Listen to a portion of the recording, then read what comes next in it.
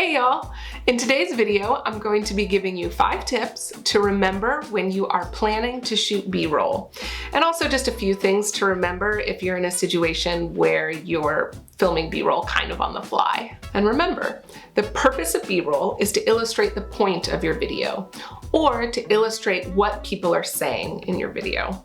If this is your first video of mine, then welcome. My name is Adrienne. I make videos about production and editing. Number 1, shoot enough B-roll. It is really rare to come back to edit and realize that you have far too much B-roll.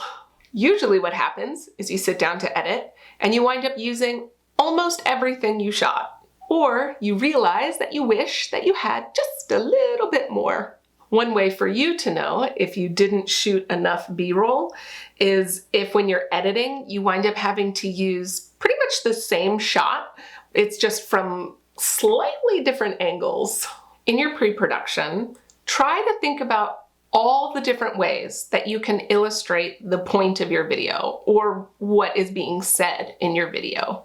Something that you might try is thinking about how you might show the point of the video but without any audio, without anybody talking. And remember, shooting this much B-roll takes time. Leave yourself plenty of time, more time than you think, in order to get enough B-roll. Number 2, maintain the same direction of movement. If you are shooting someone walking down the street, you do not want to see them walking into their house from the opposite direction. If your subject is walking from left to right, then you want them to enter the house from left to right. However, if you record them, say, leaving their house, one way to show the viewer that they are going back to the place they came from is to have them leave the house and go in the opposite direction. And remember, the same thing applies to any camera movement.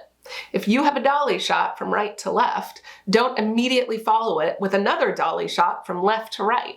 If you don't maintain consistency in your direction of movement, your audience may get confused. They may lose interest and they may click away. Number 3, and this is something that I touched on earlier, think about creating a sequence with your B-roll without any words. So if I'm going out for a walk, I'm going to think about how to tell that story without having any talking at all. Maybe I'll record a shot of my pulling the stroller out. I'll get a shot of my feet walking. I'll get another shot of my face. I'll get a wide shot. And then I'll finish up with a shot of myself sitting down at the end of my walk.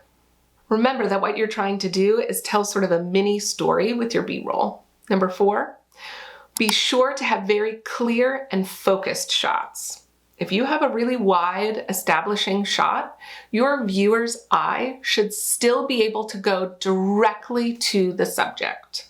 There are a bunch of different techniques that you can use to make sure that that happens. Depth of field, contrasting colors, framing, leading lines. These are all things that you can use to make it obvious to us, the audience, what we should be looking at.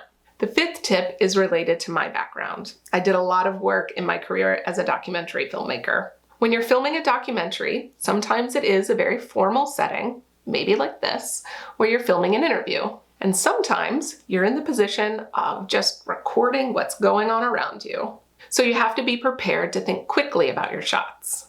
So tip number 5 is just a couple of things to keep in your back pocket if you find yourself in a situation like that. First, don't just film at eye level. Change perspectives, get crazy, have fun. Film low, film high. Second, add movement. And I don't just mean a pan or a tilt. Move your body with the camera. Move your feet. Mimic a dolly shot or a boom shot. Third, create depth. Use that foreground and your background while you're filming. And the 4th is to really make sure you're looking at your surroundings. Take a really close eye to the details of the environment that you're in so that you can capture small moments that may be useful when you sit down to edit. And that's it from me. Leave a comment below if you found yourself in a position of wishing you had more B-roll. I know that I have. Give this video a thumbs up if you found it helpful. Subscribe if you'd like to see more, and I'll see you in the next one.